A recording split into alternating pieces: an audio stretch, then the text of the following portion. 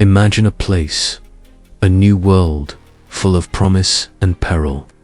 Now, imagine that, overnight, all its inhabitants simply vanish, without a scream, without a body, without a single explanation, only silence and one word.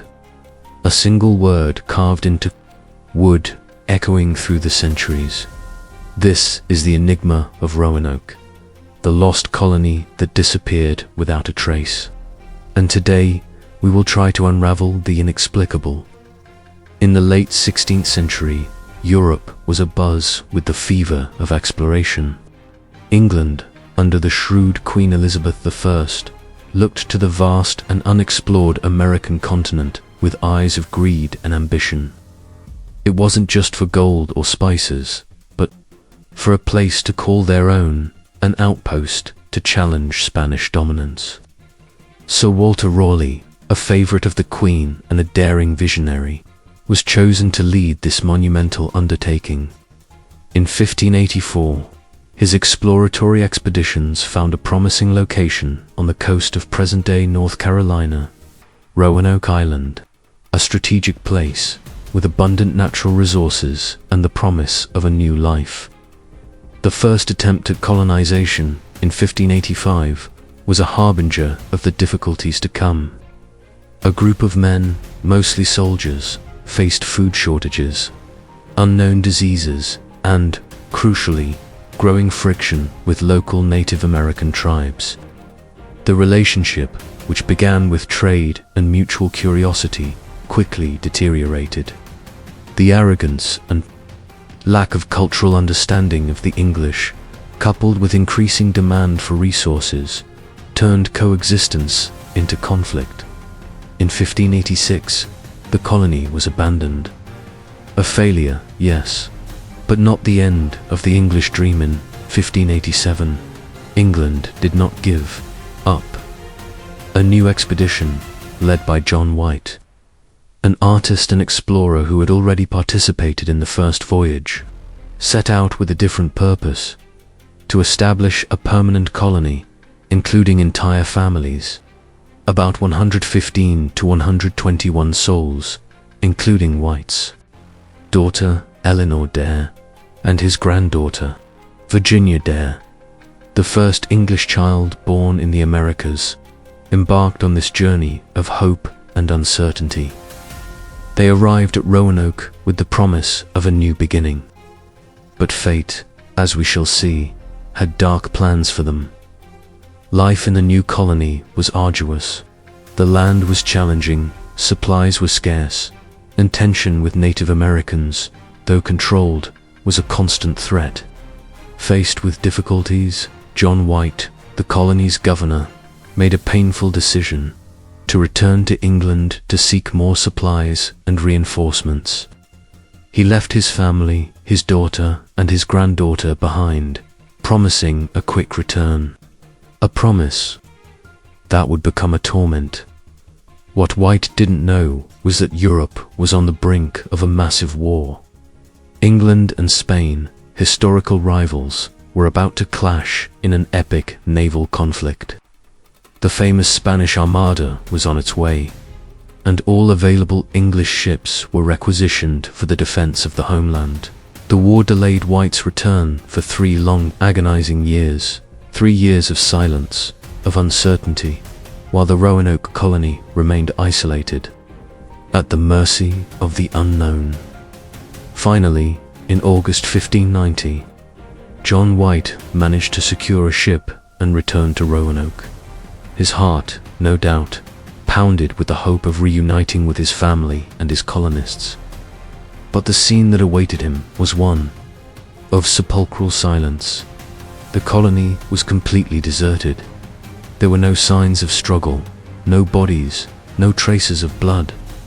The houses had been dismantled, but in an organized way, not as if they had been attacked, only emptiness. A deafening void that echoed the question, where did everyone go? The only clue left behind, sending shivers down White's spine, was the word Croatoan carved into a post of the palisade that surrounded the settlement. and the letters Crow carved into a nearby tree, a code, a warning, or the key to the greatest mystery in American history. For White, the word Croatoan was a sign. Before leaving, he had instructed the colonists that if they had to move, they should carve the name of their new destination on a tree or post. If they were in danger, they should add a Maltese cross. There was no cross. This suggested that the move had been voluntary, or at least not under immediate attack. Croatoan Island, now known as Hatteras Island, was home to the Croatoan tribe, a Native American people with whom the English had established relations. Though sometimes tense, White tried to go there, but storms and lack of supplies forced him to abandon the search. He never saw his family or the Roanoke colonists again. The mystery of the lost colony was born there, in that void, in that silence, in those 3 letters and that single word. Since that fateful day, countless theories have emerged to try to fill the void left by the Roanoke colonists. The most persistent and, for many, the most plausible is that of assimilation. The idea that the colonists, facing hunger, disease, and the absence of help, sought refuge and integration with local Native American tribes. The Croatoan tribe, in particular, is frequently cited. Oral histories from tribes like the Lumbee and Hatteras, descendants of the Croatans, speak of ancestors with European features, such as light eyes and fair hair, and of English words incorporated into their dialects. Recent archaeological discoveries have lent weight to this theory. At Native American sites on Hatteras Island and other nearby locations, 16th century European artifacts have been found: pottery, metal tools, musket fragments, and even copper rings and earrings resembling those worn by the English of the time. The presence of hammer scales, residues from metal forging, which were familiar to English colonists but unknown to natives, suggests that the colonists may have continued to practice their skills among the indigenous people. Could this be the solution? A cultural fusion where the colony did not disappear but transformed, dissolved into the vast tapestry of Native American cultures. But not all theories are so peaceful. Another line of thought suggests a much more violent end. The colonists could have been massacred by hostile Native American tribes. The relationship between the English and natives was complex and often brutal. The first English expedition, led by Ralph Lane, had engaged in bloody conflicts with the Secretan, a neighboring tribe. Could revenge be a motive? Or perhaps, in their desperate search for food, the colonists invaded Native American territories, provoking a fatal retaliation. Famine and disease are also cruel factors. A harsh winter, food shortages, and the spread of diseases for which Europeans had no immunity could have decimated the population, leaving few or no survivors. There is also the possibility of a Spanish attack. Spain viewed the English colonies as a threat to its hegemony in the New World, although there are no records of a direct attack on Roanoke. The possibility of a secret incursion to eliminate the English presence cannot be entirely ruled out. Environmental factors may also have played a devastating role. Tree ring data from the region indicate that the Roanoke area suffered one of the worst droughts in 800 years. Precisely between 1587 and 1589, the period when the colonists were alone, such a severe drought would have made agriculture unsustainable, depleted water resources, and led to widespread famine. In an already hostile environment, nature may have been the most relentless enemy. And what about a map? In 2012, researchers from the First Colony Foundation and the British Museum made an intriguing discovery. On a map by John White, which he used on his return voyage to Roanoke, there was a paper patch that, when digitally removed, revealed a symbol of a fort. This fort was located about 50 miles west of the original colony. Inland, could this be the destination where the colonists moved? Archaeological excavations at the site indicated by the map found 16th century artifacts, including pottery, metal tools, and even a piece of slate that may have been used for writing.